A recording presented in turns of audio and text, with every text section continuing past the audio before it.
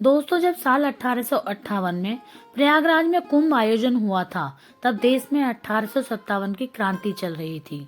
साधु संतों के वेश में क्रांतिकारी कुंभ में घूम रहे थे, जिससे अंग्रेज डर गए।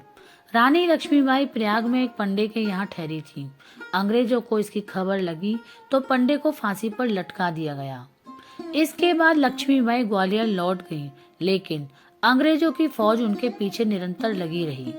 उसी दौरान मुठभेड़ में अंग्रेज सिपाही ने लक्ष्मीबाई के माथे और छाती पर तलवार से वार कर दिया। वृंदावन लाल वर्मा की किताब लक्ष्मीबाई द रानी ऑफ झांसी के अनुसार घायल अवस्था में भी वह अंतिम श्वास तक लड़ती रही। फिर रानी के वफादार गुल मोहम्मद और रघुनाथ सिंह उन्हें लेकर पास में ही संत गंगादास की बड़ी शाला यानी आश्रम में पहुंचे।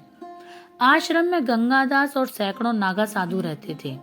लक्ष्मीबाई गंगादास की शिष्या थी, जिससे उन्होंने उन्हें फौरन पहचान लिया। लाख कोशिशों के बाद भी रानी लक्ष्मीबाई को नहीं बचाया जा सका और इधर लक्ष्मीबाई को ढूंढते हुए ब्रिटिश फौज आश्रम के परिसर तक पहुंच चुकी थी। अंग्रेजों को लग रहा था कि रानी घायल है।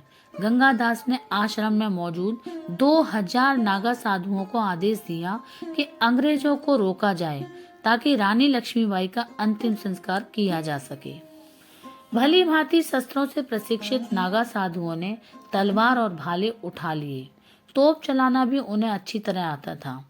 नागा साधुओं ने अंग्रेजों से लड़ने के लिए आश्रम में रखी 2 फुट की तोप निकाली, उसे खिड़की पर लगाया और बारूद भरकर अंग्रेजों को मुंह तोड़ जवाब दिया। यह तोप अकबर ने गंगादास के गुरु परमानंद महाराज को दी थी।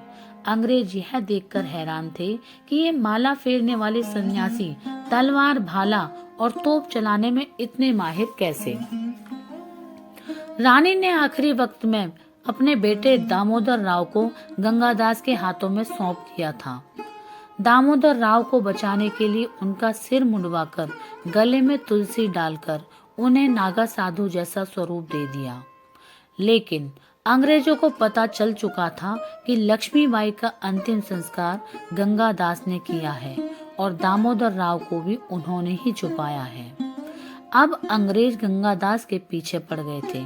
उधर अंग्रेजों ने ग्वालियर में स्थित बड़ी शाला यानी आश्रम पर हमला कर दिया। जब कुछ दिन बाद गंगादास बड़ी शाला वापस लौटे तो देखा कि 745 नागा साधुओं के शव यहाँ वहाँ पड़े हुए थे। ये सभी साधु अंग्रेजों से लड़ते हुए मारे गए थे।